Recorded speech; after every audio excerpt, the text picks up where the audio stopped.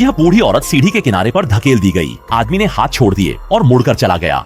वह बहुत गुस्से में थी, लगातार अपने शरीर को हिलाती रही और जैसे ही पहिए हिले वह नीचे गिर गई, चढ़ाई करने वाले पौधे से टकराई और एक पत्ता खींच लिया। वह 50 सीढ़ियों से लुढ़क कर गिर गई। खड़ी होकर उसने सिर को पकड़कर जोर से मोड़ लिया और सामान्य हुई।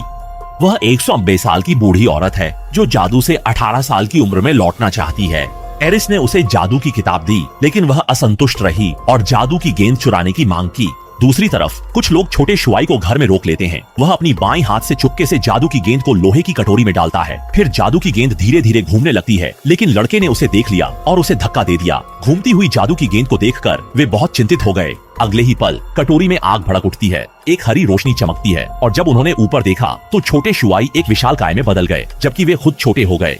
इस समय एरिस तेजी से अंदर आई और लगभग उन लोगों को कुचल दिया जो जल्दी से कोने में छिप गए।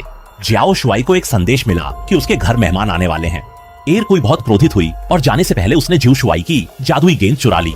कई छोटे बच्चों ने शियाओ शुआई से गेंदें वापस लेने को कहा, लेकिन जादुई गेंद गायब थी जिसे एरकुई ने चुराया था। उसने एक बक्सा खोला जिसमें एक्सप्रेस डिलीवरी का सामान था और कई छोटे आदमी बाहर आए। वह बक्सा लेकर एरकुई की तलाश में है। किराने की दुकान में पूछने पर कर्ली ने बॉक्स छीन लिया। उसने अंदर कई गुड़ियां देखी। सौभाग्य से उन्हें शियाओ शुआई ने वापस छीन लिया। वह कैफेटेरिया की ओर दौड़ा और कुछ लोगों को बाहर जाने दिया। सभी छात्र मेज पर सो रहे थे। तभी अध्यापक अंदर आए। वे थके हुए, सुस्त, धीरे धीरे चल रहे थे और लगातार जम्हाई ले रहे थे। किसी ने खाने में शायद जानबूझकर कुछ मिलावट की होगी। क्या हो रहा है?